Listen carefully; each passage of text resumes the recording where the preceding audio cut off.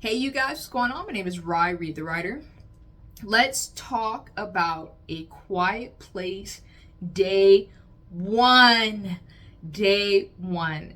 I was so freaking excited about this movie. Oh my gosh, I was so freaking excited about this movie. The minute I found out Lupita was going to be in this, I already knew it was going to be good. You didn't have to say anything else to me. You'd have to mention nobody else.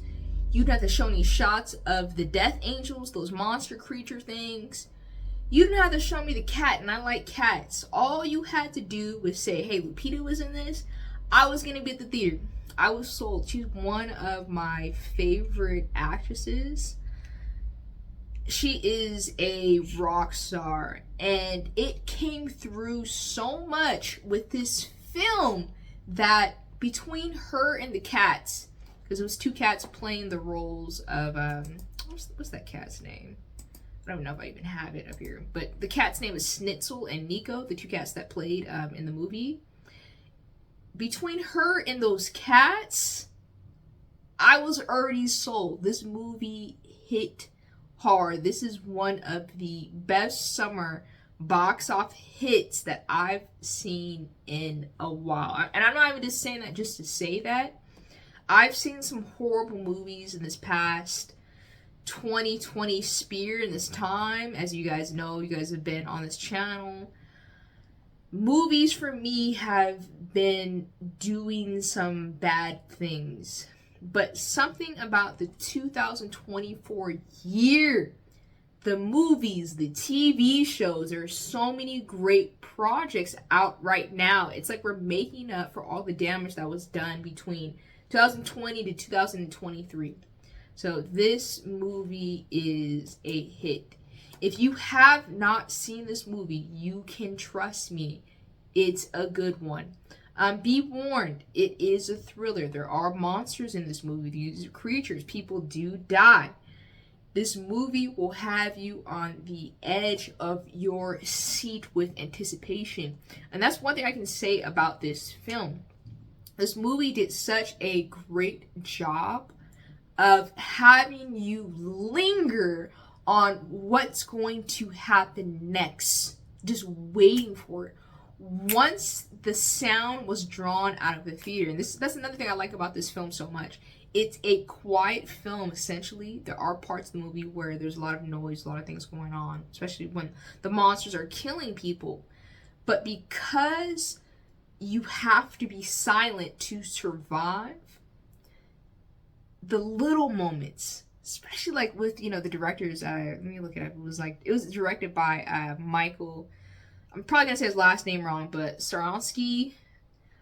John Krasinski, I remember him from The Office. We also have production by Michael Bay, Andrew Form, and Brad Fuller. One thing I can say is they did such a great job with the subtleness of stepping on the glass, of walking on the ground, of you having to be so mindful of all the movements you're doing, all the sounds you're making, because you don't want to die. Those little moments right there, that's what sold me. So great movie. I give this movie out of 10 because this movie caught me. I actually want to go see it again. I'm going to be nice and give this movie a 10 out of 10. And that's hard. I usually don't do that. The last movie that stole the breath out of me was Dune. Dune was at the top of my list. It's been on the top of the list. But this coming out, Dune has competition. This is a summer hit. But yeah, if you have not seen it, this movie, it's out right now. I'm going to describe a little bit of not a little bit, I'm going to go deep into this movie. Spoilers. If you haven't seen this movie, hey, I'm going to give it to you right here. So I went on Wikipedia. I'm going to read to you guys what it says. I'm also going to just start talking about the movie as well, things that I like. So we're just going to be bouncing around. Because, I saw the movie last week. I just needed a couple days to kind of like process how I was feeling about it. But now I'm ready to really just dive in. So let's dive in. Okay, so A Quiet Place, Day One. It's a apocalyptic horror film written and directed by Michael Sorosky. Probably saying his last name wrong. I apologize. And John Krasinski. It's the third installment of A Quiet Place, and Quiet Place has been great. The film stars Lupita as a terminally ill woman during the early stages of the invasions of New York. So if you've seen the other Quiet Places, we kind of get a post-apocalyptic world where we have humans surviving around these monsters. We don't exactly know what they are, but one thing we do know is if we make too much sound, these monsters will kill us. Not me, but them in the movies.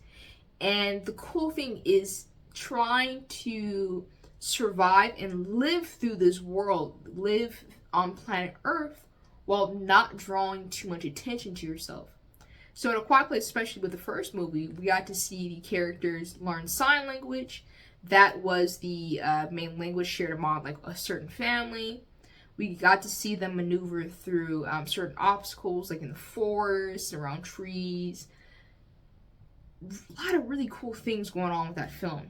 And I think that's why the film did so well. Because we've seen monsters, but we haven't seen a monster like that. But the most horrifying thing is the inability to kill these things. Which is why they were drawn to being quiet. You know, where they would think that, hey, let's kill these things. We can't kill them. They have thick skin. They kill and hunt quickly. So it doesn't give you enough time to respond. And they move in herds. So it's a very quick death.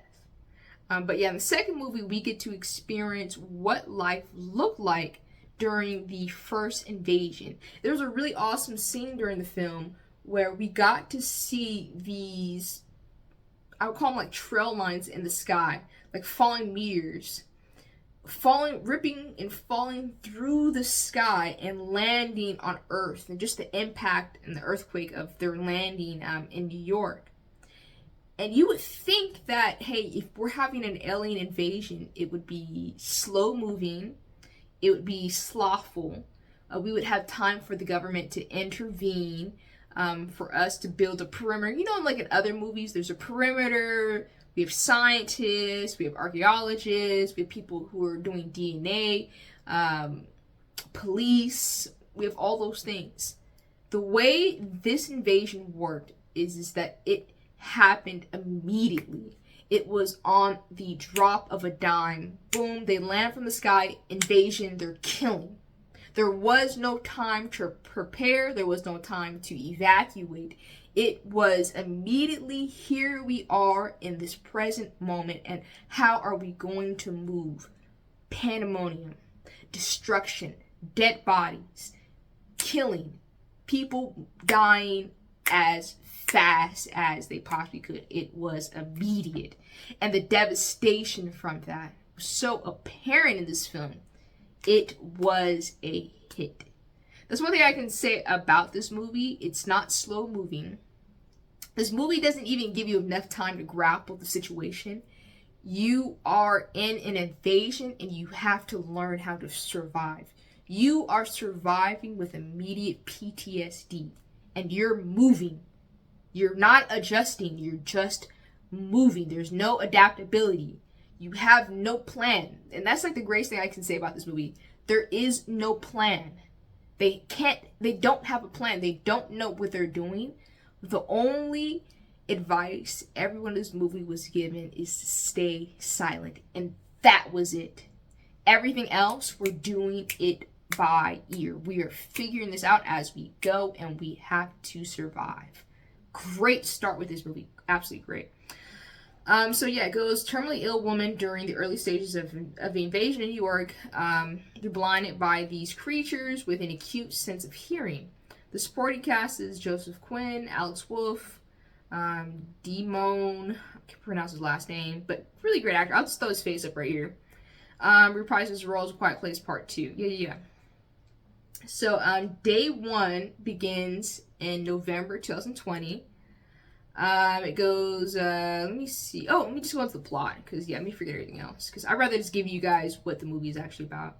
So, Sam is a pessimistic, terminally ill cancer patient, and she lives in a hospice outside of New York with her cat Frodo. And the name hits to be because I love Lord of the Rings. And you can see that with the beginning of the film, with her sitting with a bunch of geriatric patients who are in their late stages of their life. You have this young woman, she looks about in her early to mid 20s. And she's terminally ill with cancer. She's extremely pessimistic. She's in the lower scale of her life. She knows she's about to die. And she repeats that. The doctor said she maybe had 2 months to live, and she had lived longer than that. So her outlook on life is this is it. I'm getting ready to die. And I would rather be depressed and alone and not have as little human interactions as possible. So Reuben, a nurse, convinces a reluctant Sam to join her outing group to a marionette show in Manhattan. And the marionette scene had so much fruition to it. Because in that scene where the puppet master, puppeteer, he was working the puppet was holding a balloon. And he was kind of just like, propping up this puppet around. And the higher the puppet got with this balloon, the more the audience kind of like cheered and was happier. Then all of a sudden, the balloon goes pop, and the puppet falls. And to me, that just led so much into the story of what was going to happen. You think you're so high on life. You think everything is going so well. But little do you know, when you least expect it, the balloon will pop. It will pop. The puppeteer knew when it was going to pop. The audience didn't. And just the immediate shock of when it did pop, it threw everyone off. And that was the show. But yeah, that was so unsettling. Because yes, it was leading to the immediate fall of these monsters. And how high you could be in your life. And for none of it to matter because the balloon popped. Death. Right? That's what I'm a writer. I like to play around with these things. I love foresight. I love fruition types things. I love when a director, before you even get to the movie, they'll give you hints on what's going to happen, but it's up to you as the audience member to catch it. The minute I saw that, I was like, oh yeah, we're getting in for something good. I was already excited. Okay, it goes in, while in the city, the group observes a meteor-like object falling from the sky. Shortly afterwards, hostile creatures attack the gathered crowd and passersby in the chaos. Sam is knocked out unconscious. So they're on a bus. Reuben, their guide, kind of nurse, warns them like, "Hey, we need to get on the bus." Reuben made a promise to Sam, and he said to Sam that, "Hey, I will take you out to get this pizza from this certain establishment that you want to go." And because of that agreement, Sam agreed to go on this outing. She initially didn't want to go out until he mentioned that he would take her here. We soon learned to find out that at this establishment, this particular pizza spot, I think it's called Patty's or something, I can't remember it, but at this particular pizza spot, this is where her father used to play music at, I believe. Her father would take her there, and he would have his performances there, and they would have pizzas. The spot meant so much to her. Since she was at the ending of her life, she wanted to have a pizza for her father. It wasn't necessarily just about the pizza, but it was more about the core memory that this establishment had rooted in her. Since she knew she was about to die, she wanted to spend her last days being and going places that actually meant something to her. And we see now that this pizza shop meant so much to her that she was willing to risk her life for her father, who passed. So Sam, she wakes up after the explosion, and she wakes up inside the puppet theater, because everything happens so quick in this movie. They find her cat, and keep in mind, in this film, one of the stars is an animal, and I've never seen this before. I've seen dogs humans have dog companions. I've seen humans have horse companions and birds, but I've never seen a cat companion do so well with the character and carry along the storyline. Just seeing that to me was like, that was a great little touch. That was like the little, to me, that was like the little sprinkling right there. And I like that. I was like, ooh, this is good to have a cat companion. And the cat did such a great job. And if you could think about any animal you want to have during a quiet place, you would not want to have a dog. You would not want to have a bird because a bird is making too much noise, it's fluttering, it's moving around. You have a dog is barking. You have a horse is galloping, the horse is making noises. The horse is, horses, they panic a lot. They're not quiet either. But out of all the animals to have in a quiet place, having a cat is ideal. Cats are quiet. I don't know about your cat, but my cat's really quiet. But the cat in this movie, it just balanced out this film so much. This cat just was quiet and just ran this movie. So yeah, she wakes up in the theater with her cat and other survivors, including Henry, who signals her to be quiet. And this is where our film really begins. It begins with her being in the theater. This is the first time that she actually gets to see these monsters, these creatures, and she learns the repercussions for making noise. In this particular scene that I like so much, her cat runs away from everyone inside the theater and is trying to get outside, and the cat is making noise. Because the cat is making noise, and the cat's being a cat, it attracts one of the monsters. She just makes a quick, swift decision to save her cat while also putting her life and the nurse's life in danger. And it's a really awesome scene. You have of the nurse, the male nurse, holding himself as still as possible. You can see his heart rate rising. You can see the breathing in his chest. And this monster, these monsters are so clever, it opening up its ear canal and just listening to see if there's something actually there.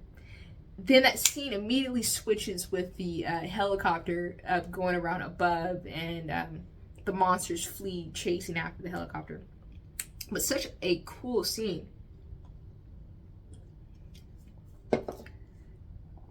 Okay, so I don't want to tell you guys everything about the movie. I'll just tell you more about the ending.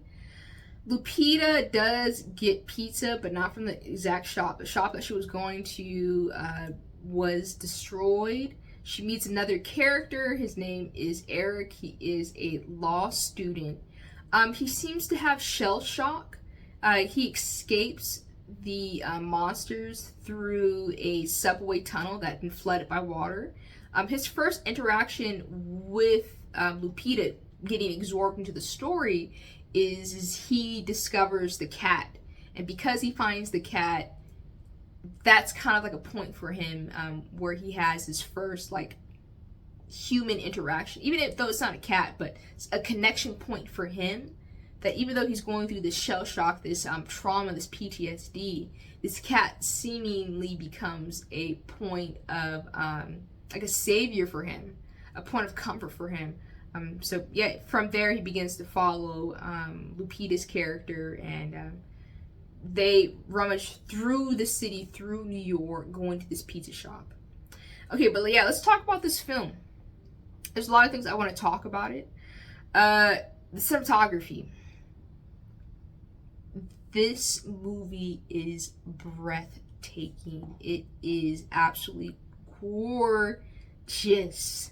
Cinematography was done by Pat Scola. He did such a phenomenal job of both bringing out horror, terror, doing such a great job of capturing each actor and actress's face and the subtleness of those moments, that fear, and those acting moments, bringing that forward on screen was amazing for me. And that's what I saw throughout the whole entire movie. It was, here it comes. We're walking, we're thinking we're having a good time. Then we make a noise. And there's a subtle pause. And it's not just a pause with the actors on screen, it's a pause within the theater. Let's say you guys gotta go to the theaters to go see it. But just the quietness of that. Then you looking around to see, did I make too much noise? Was I not silent enough? Then the camera going to Lupita's face, or the actor's face, the other actor's face. Genius. It was genius. It was beautiful. Joseph Quinn killed his role as Eric just in those moments too. Beautiful. But yeah, the cinematography was gorgeous, capturing the city, capturing the desolation within the city was very, very surmounting. It encapsulated a lot of what was to come in this film. Emptiness, barren, death, quietness, and also the need to survive and adapt. And that's what I got from just those scenes of both Lupita and Joseph Quinn walking through New York. Remembering what was, and now adjusting to here we are, if I could put it in any way. So there's so many beautiful scenes through that. There's a scene where you have Lupita and Joseph Quinn. They're at a library on like an outside library. They're chatting a little bit. Lupita's gathering a book, and she accidentally bumps into like a miniature bookcase, and the books do fall. And you have a silent moment where they're looking around going, was it too much? There's also a really cool scene where they're escaping through the subway, and the director did such a cool job of getting both a panning scene of them walking through the water, the flooded tunnels. Such a cool scene. You have the cat, of course, Frodo, on like a floating device. I think it was like a case, like a music case or something. Cat's quiet. You have Lupita, that all of a sudden they are preparing to walk through an area where there's a creature on the ceiling, and it's there, it's quiet, it's listening. Then you have Joseph Quinn's character Eric having a panic attack, freaking out. Then Lupita's character covering his mouth, and just like the close-up on that scene, like you could just feel the tears with Joseph Quinn. You can see the panic in Lupita's face, trying to get this man to be quiet. Then you have the monster finally moving and chasing them through the water. Such an incredible scene. It's like, yeah, but yeah, the cinematography is gorgeous. There's nothing I would say that was negative about it.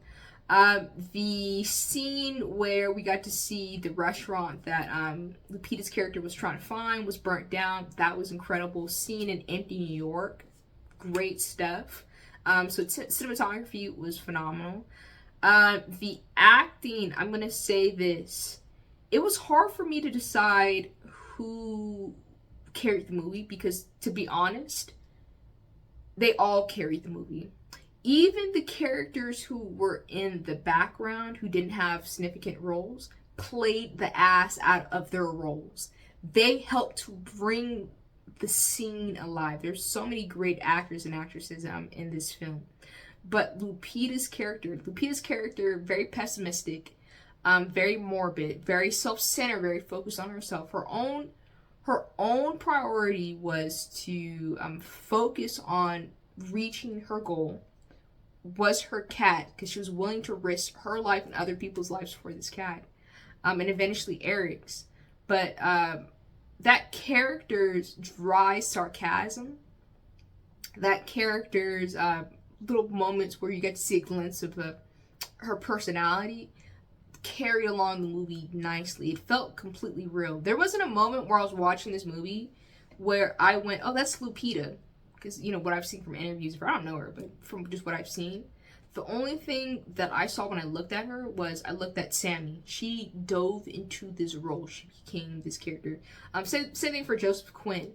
The scene where he got out of the subway, you know, he swam out the subway. He finally got to air. He was in shell shock. Just that little moment right there of him breathing, knowing that he survived, but barely. Capturing his breath and looking at that cat, looking at Frodo, looking at him back. Just that moment with his face right there. If Lupita and Joseph Quinn do not receive awards for this, I'm going to be so upset. The acting is 10 out of 10. They carry this movie. Every time Lupita cried, I felt like crying.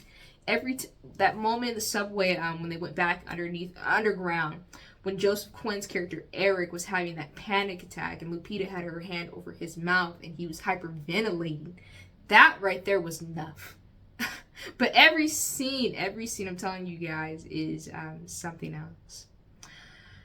But yeah, what else can I say about this?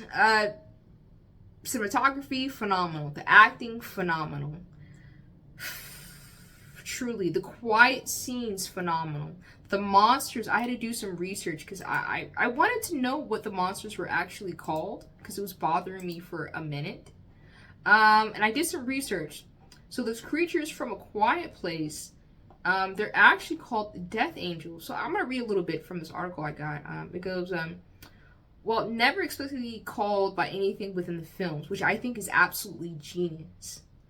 Having a monster that has no name brings more fear upon it because we don't know what this is. We don't know what to call it, but we know it exists. It's like the boogeyman, right? It's just this entity that exists in this world, and we have to survive around it. And not naming it was genius. But the fandom has dubbed it the Death Angels. The creatures come from the first movie. And it goes, what is the weakness above the whiteboard? Da, da, da. You see, reading line, Death Angels. Though it sounds like the name of a biker gang, leave it to one witty in the universe journalist to coin the term. However, Quiet Place, according to Quiet Place, Day One writers Michael Swarovski, the crew doesn't call the creatures Death Angels. Behind the scenes, since the first installment, VFX company Industrial Light and Magic have referred to them as happy, right? Beautiful, right? Because they do kind of smile when they're looking at you. Like they have like a little turn of their head because they're trying to listen, especially with their I don't even know what you call it, like those flaps to their face that are movable, right? And those flaps are covering their ears. It's something. It's so gross. It's so disgusting. But yeah, they call it the creature during the effects work. Oh, the sweet irony, smiling. The sweet irony in calling the deadliest creature the cheeriest of names. So yeah, online they call them Death Angels, but on set they call them Happy. So fascinating, but so awesome because they do kind of smile. So freaking cool.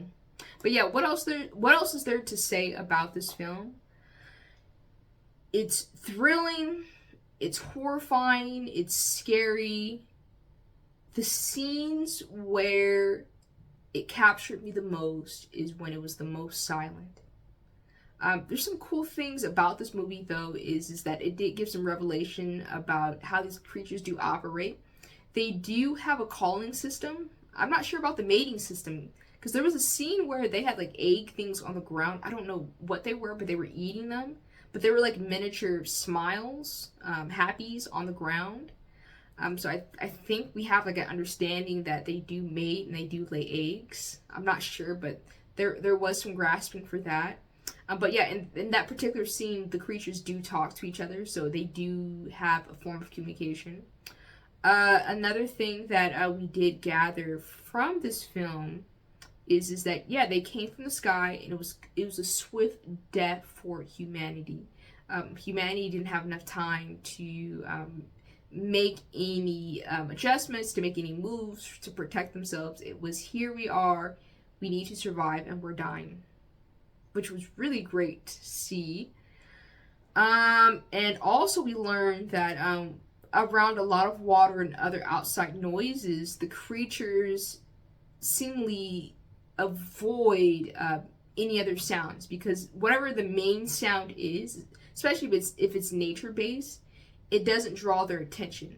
There's a scene where you have Lupita's character. She saw a young boy and another young boy. They were hiding out underneath the fountain. These two children discovered that the monsters will not kill them if they hide in the water fountain.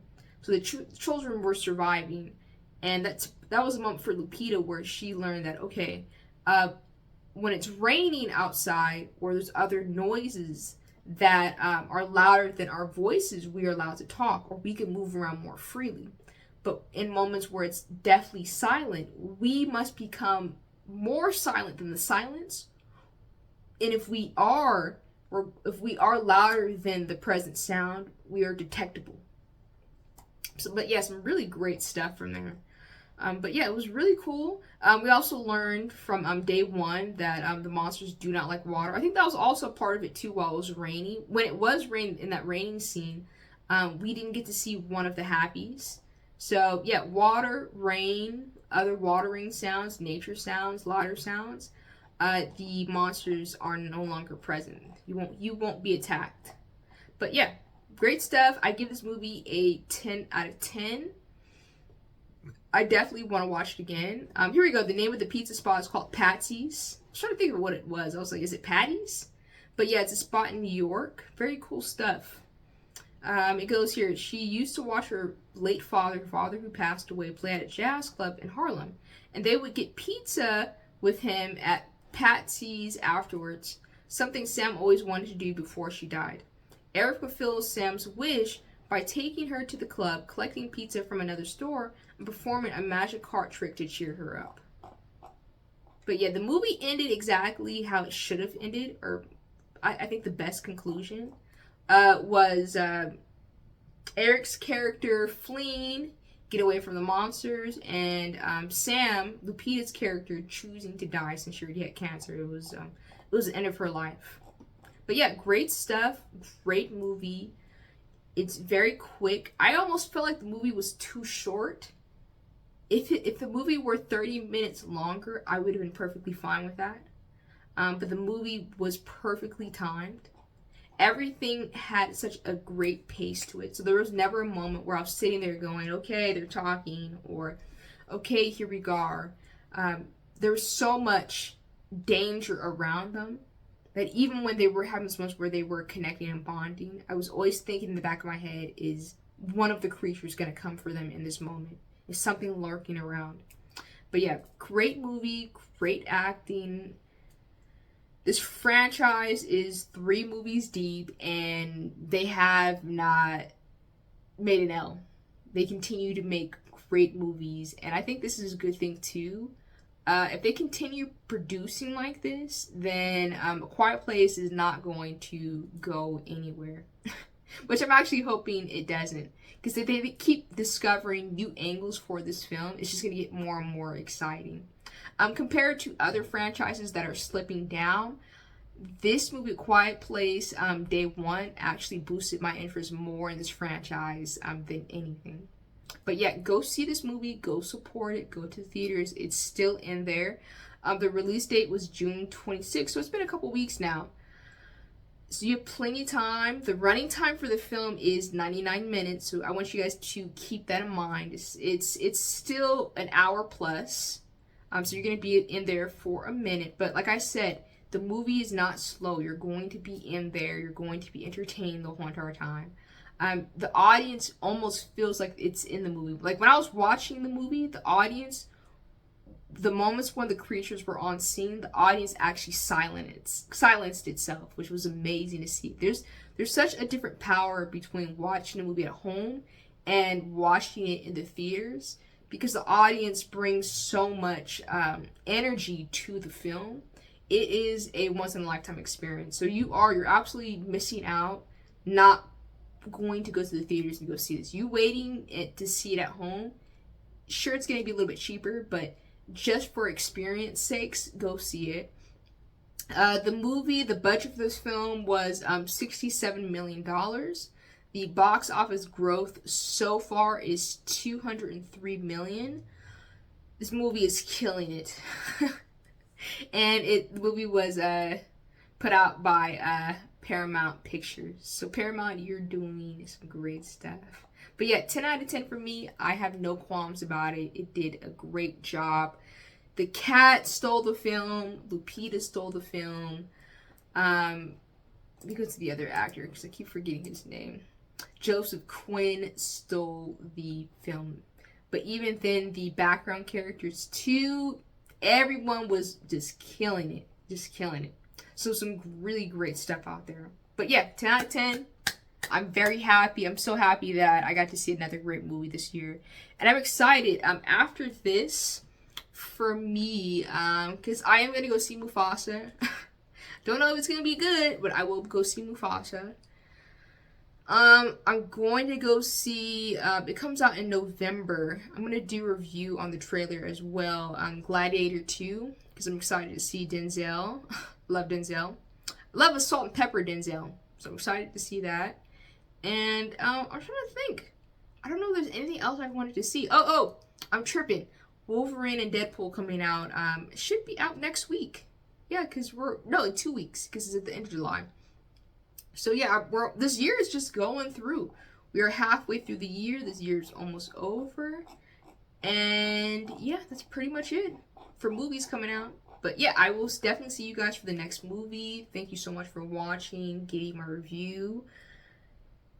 I'm still thinking about this movie. I'm still freaked out from a lot of the scenes. That subway scene with them running away from the monster and the monster is still chasing them in the water. I couldn't even breathe. I think I screamed a little bit. I screamed a little bit. My talkies, they couldn't even do it for me. They could not even carry me through. I was panicking. I was freaking out. And that cat, there was a point where I was like, hey, we gotta let this cat go. I was like, let this cat go. We don't need this cat.